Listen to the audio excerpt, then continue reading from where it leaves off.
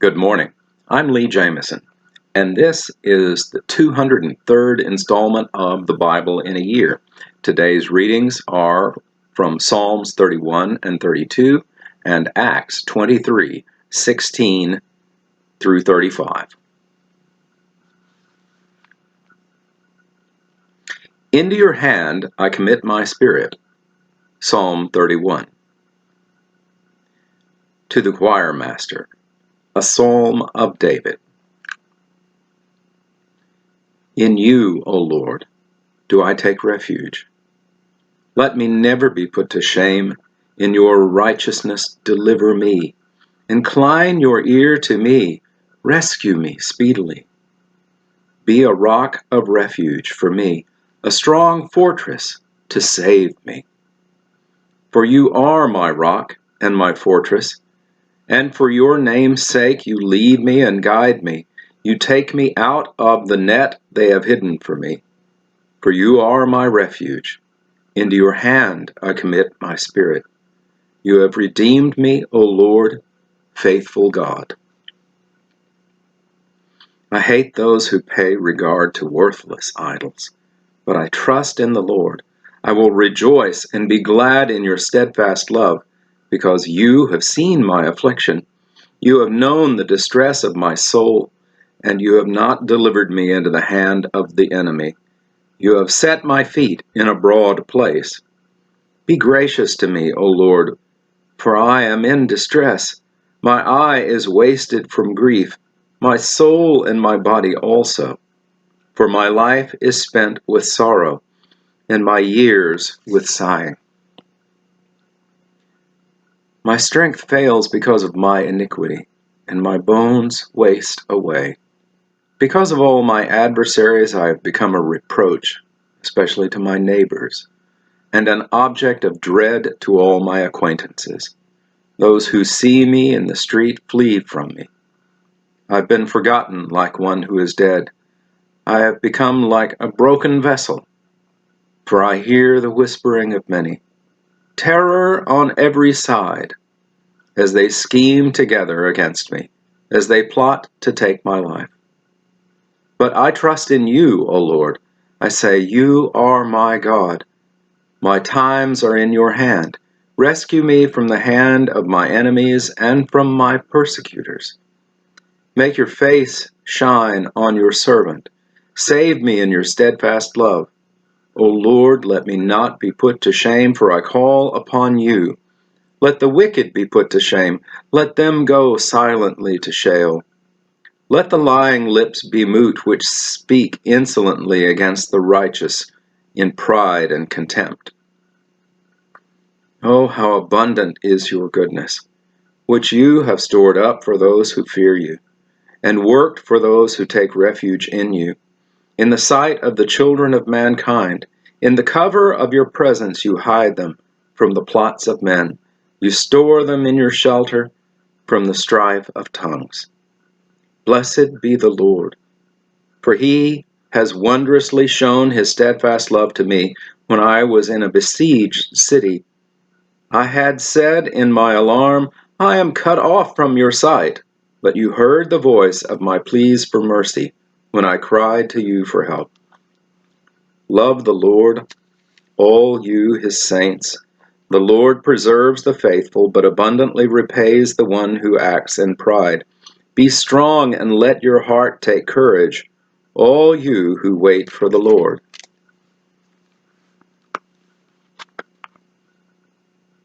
Blessed are the forgiven. Psalm 32, a maskil of David. Blessed is the one whose transgression is forgiven, whose sin is covered. Blessed is the man against whom the Lord counts no iniquity, and in whose spirit there is no deceit. For when I kept silent, my bones wasted away through my groaning all day long. For day and night your hand was heavy upon me.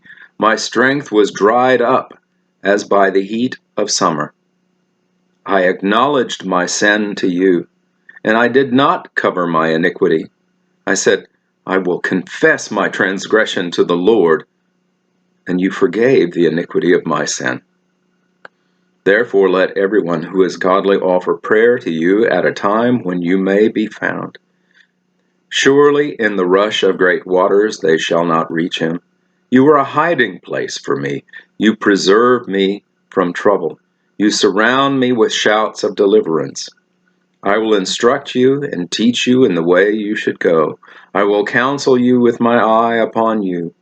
Be not like a horse or a mule without understanding, which must be curbed with the bit and bridle, or it will not stay near you. Many are the sorrows of the wicked, but steadfast love surrounds the one who trusts in the Lord. Be glad in the Lord and rejoice, O righteous, and shout for joy, all you upright in heart. And that concludes the reading in the Psalms.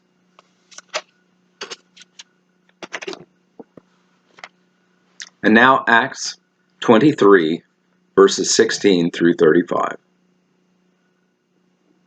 Now the son of Paul's sister heard of their ambush. So he went and entered the barracks and told Paul. Paul called one of the centurions and asked, "Take this young man to the tribune, for he has something to tell him."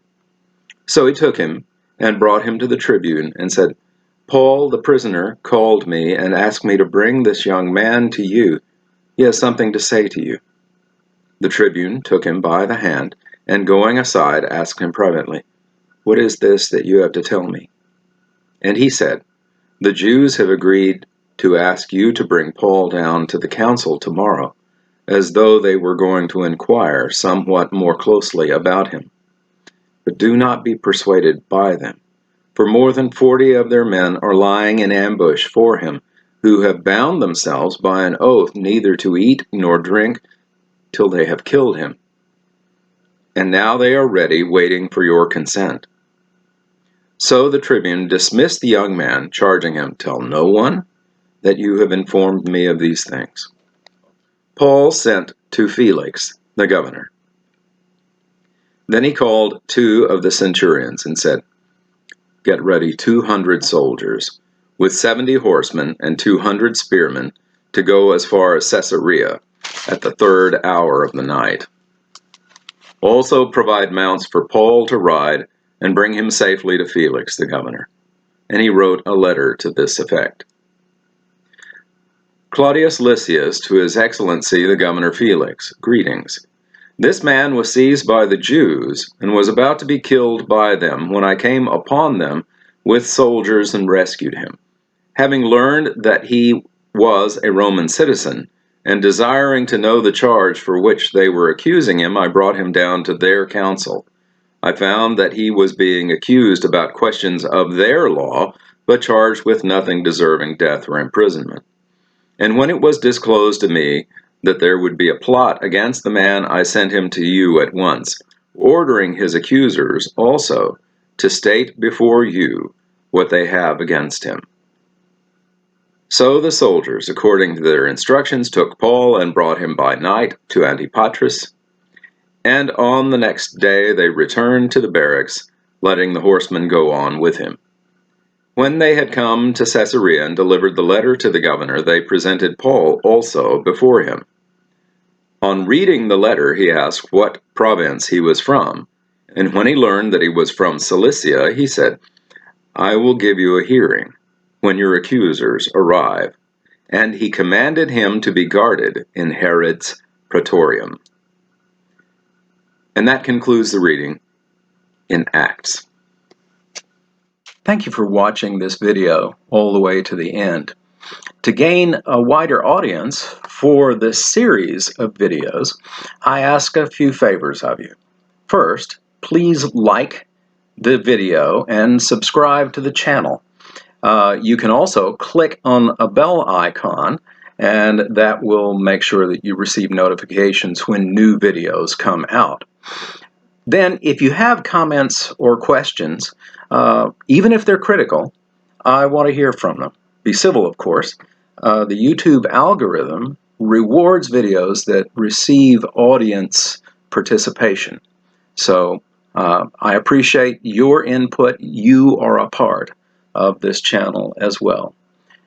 Thank you, and have a blessed day.